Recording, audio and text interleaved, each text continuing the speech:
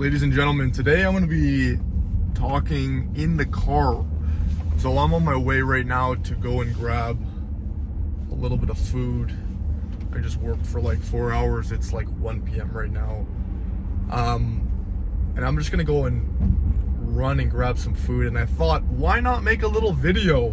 Why not pop the camera, talk a little bit, talk about a subject, make use of this time in the car where I'm listening to maybe a podcast or maybe, talking on the phone or doing something maybe semi-unproductive. Let's utilize this time and talk about something that could maybe be of benefit to you. So today what I'm going to talk about is scale. I'm going to talk very broadly, but I'm going to talk about scale, right? This is not going to be a concept that a lot of people are going to be like, oh my God, this is so fun and interesting. Talk about sales, talk about Facebook ads.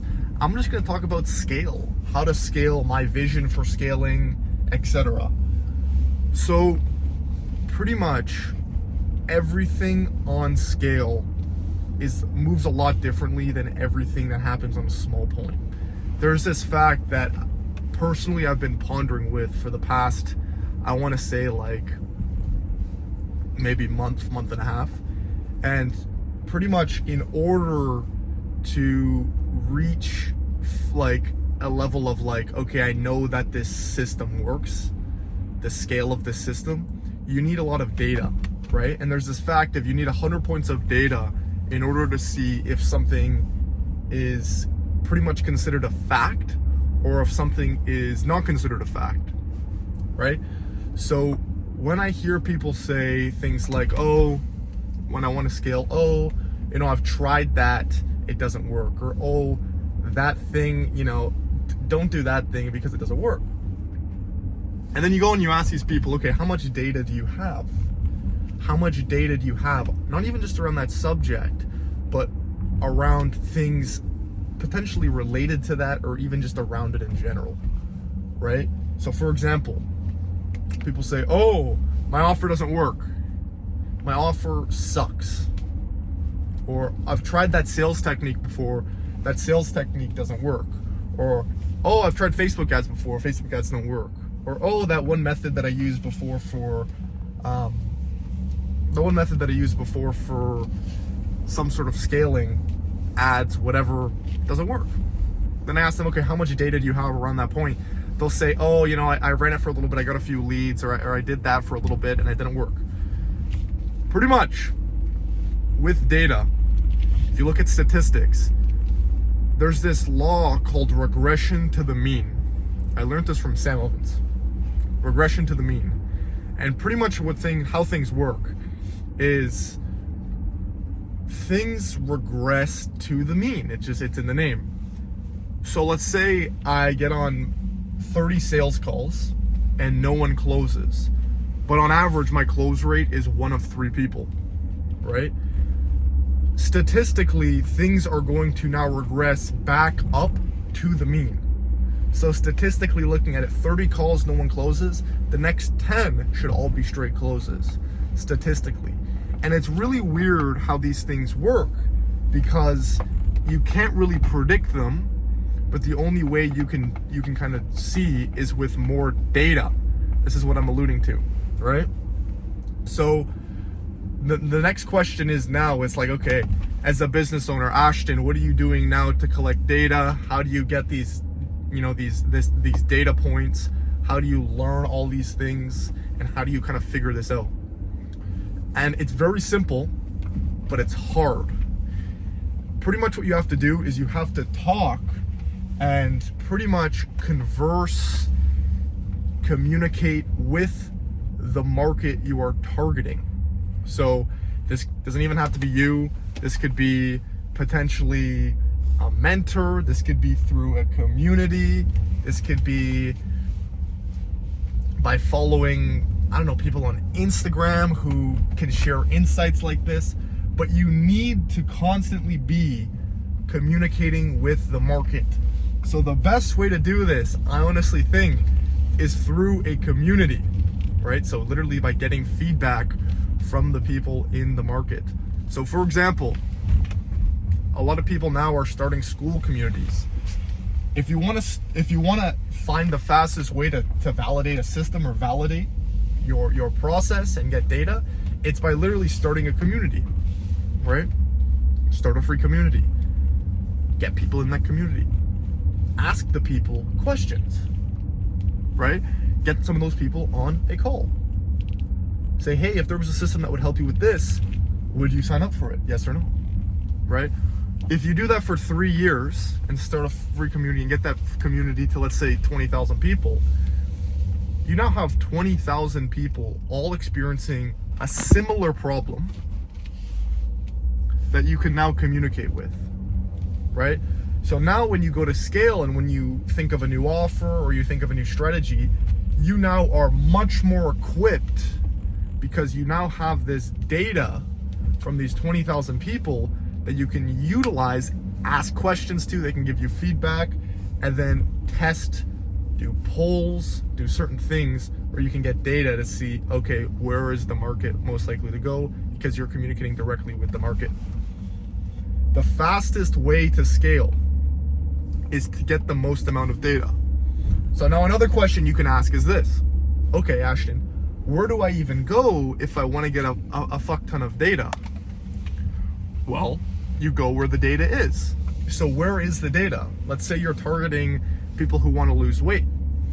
You go where those people are. So let's say you're targeting people who want to lose weight, and I'm just speaking hypothetically. These people who want to lose weight all go to the same McDonald's in your neighborhood. They go there all the time. You're better off posting advertisements, posting flyers, going to that location where those people are, because they're already there. The data is already there, right? And that's just an example. But let's say, for example, what's the fastest way to scale? Go where the data is. Where is most of the data? Most of the data is on social media platforms, because social media platforms are not fun entertainment places to post cool photos. Social media platforms are data scraping machines. You scroll, they're tracking your eye contact, they're tracking your keyboard, they're tracking so much about you, and they're making a profile about you. So now you can now utilize the data that they've scraped. You're pretty much white labeling their data. Do you see how that works? So if you want to target someone who wants to lose weight, for example, you go where the data is. Where's the data? The data is on social media, right? You pay the platform to use the data that they have, and you take that data and you use it how you want to use it. If it's getting people on a sales call, if it's getting people in a community, if it's getting those people to give you some sort of insight through some sort of survey, whatever. But think about it. Instagram has 3 billion users. 3 billion people with a B are on Instagram, Facebook, right? 3 billion. So you can now go onto this platform, of these 3 billion people, and you can say, okay, my market is obviously not 3 billion. My market, let's say, is 100 million, which is nothing. My market's 100 million. I'm gonna try to talk to I'm gonna try to find 100,000 people. I'm gonna pay the platform, say $1,000. I'm gonna talk to 100,000 people, get some impressions on this certain thing, see how they respond to it, and then from there, how they respond to it, I'm gonna be able to validate, okay, 100% this system or whatever to scale is gonna work, or if it's not gonna work. And then at that point, what's gonna happen is this: you launch, you get data, and then from there, you're gonna say, oh wow, this system really is awesome. This way, this method, people are resonating in my market. People are really finding that this is something that they are resonating with. They want to buy it, they're interested, this messaging works, this system works. Now you can then even go higher scale with it, right? So that testing stage is very important, right? But with Instagram, Facebook, TikTok, these platforms that have billions of users, you can test really quickly. So testing shouldn't take that long. It really shouldn't. You can launch something, get a bunch of impressions, and test it pretty quickly. And that's pretty much it. So if you want to scale your business, if your business is not doing that good, you need more data. You probably just don't know what you don't know. And that's totally fine. But now you have to ask yourself, okay, if I don't know what I don't know, how do I figure out something that I can know? How do I figure out something to know that I don't even know? And that's just data around your market, right? How do you gain data around your market? I'm just making a turn here. You go where the data is, right? So go where the data is. If your data hangs out at a McDonald's, go to the McDonald's. But nowadays, you're gonna get the most amount of data with online platforms that are already scraping data. So there's a reason why Lemlist, for example, which is a cold email software, is not worth the same as Meta. Because with Lemlist, you have to scrape the leads, put the leads in, and then send the emails. With Meta, you just say, hey Meta, hey Instagram, I want to target this sort of person. I want to target people who want to lose weight. And you just give Meta the copy, the photo, and it goes and finds those people, and then you're able to test using their data if everything works, and then you'll receive data back. Oh, this does work, oh, this doesn't work, etc. So if you want to scale, you need more data, and you need to have good data tracking softwares. There's a big difference of, let's say I get a bunch of data, but now that I have this data, I can't harness it at all. Okay, shit, what do I do now? Right? What do I do now? Nothing. So you have to have a method where it's like, okay, I get my data, I analyze my data, I make a hypothesis, or not a hypothesis, I make a pretty much an outcome. Like I understand, okay, this is the fact of the data, and then now I use this data to try to find new data. It's like a scientific experiment. Hypothesis, test, result, conclusion, that sort of shit. We all did that in when we were younger, right? In science class. So if you're able to track your data, and if you're getting data consistently, now what happens is you're growing. And the way with data is you're not growing like this linearly. Oh, I get more data, cool, I'm just growing slowly. Data works like this, because data compounds on each other. Some data will validate current data, a large pool of data. What that does is that just makes your process even more exponential. So if you, as a business owner, have a way to collect data, and you can scale that system where you are collecting more data every day, more data every week, more data every month than last month, you have a way to assess that data and make a conclusion of that data, then that is the ultimate way to really scale, because your income is directly proportional to how much data you have. If I know exactly the movement of, let's say, any sort of market, if I know the movement of any sort of market, trends, etc., and I know it's going in that direction, I can place something here that I know will be there because of that market. It's the same with stocks. Stocks are literally the exact same thing as business, as like starting your own business. It's just there's a market, there's demand, there's supply, and then there's you, right? You make a bet, you say, I think it's gonna go this way, or I don't think it's gonna go that way, and you do that with the data you have. So you always need to be collecting data. You don't even need to be collecting your markets data, knowledge's data, reading, that sort of shit, very important. Consuming other people in the space, collecting data, tracking it, using it, testing it, etc. If you want to scale, you need data. So this is my point about data. I've arrived at my location. Just hopping into a little supermarket. I'm gonna go grab some food. You're gonna come with me. I'm in a little Beamer today. Let's go.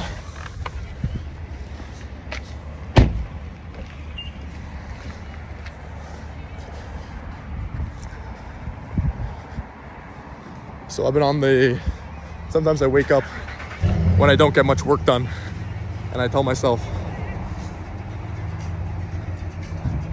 today you gotta work 16 hours as punishment. So that's what we're doing today.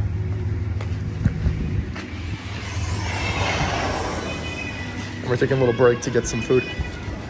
It's got nothing in the house. Coffee.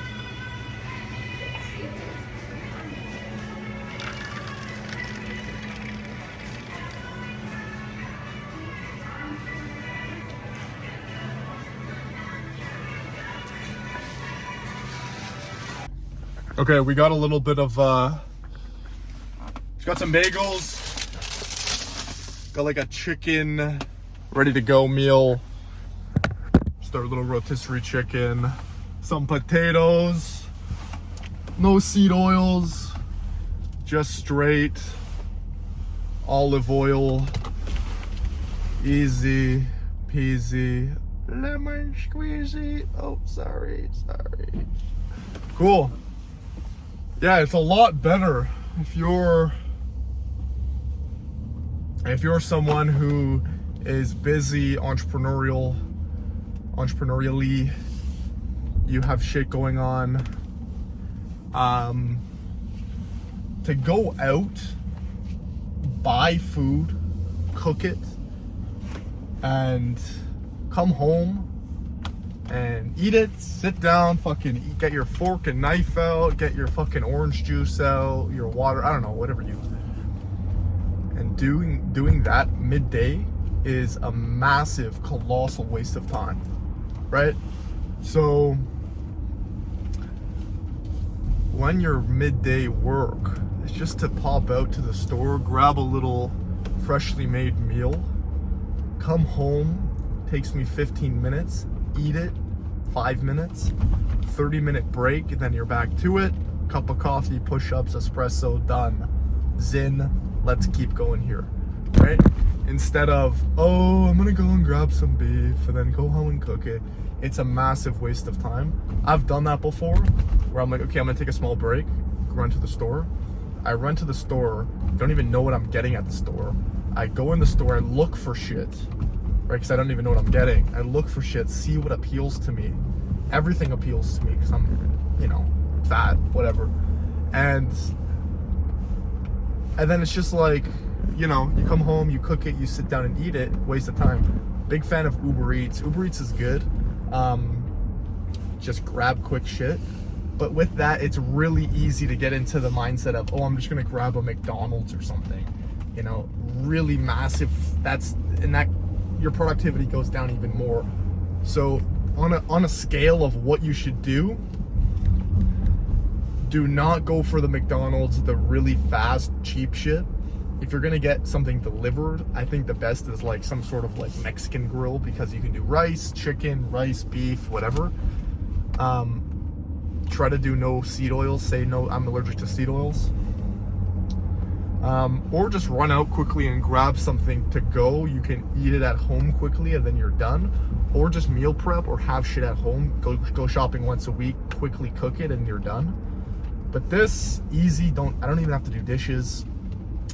And yeah, I know Sam Ovens talks about this a lot, but your body is kind of like a system. You have inputs, you have outputs. Food is an input, an output is like work or like what you produce. And there are tasks with your machine that you have to do no matter what. So like, you have to shit, you have to piss, you have to drink water, you have to sleep, you have to eat. If you don't do these things, then your outputs just go to zero, right? So there's certain small things that you have to do, and those things are you have to do them. Like you can't go through life and not do them. So if you can get those things, those motory things that are a necessity for you to live, down to nothing, or at least try to minimize them, like have a schedule for the time you eat, right? And really are cognizant of that, then you can just maximize your work.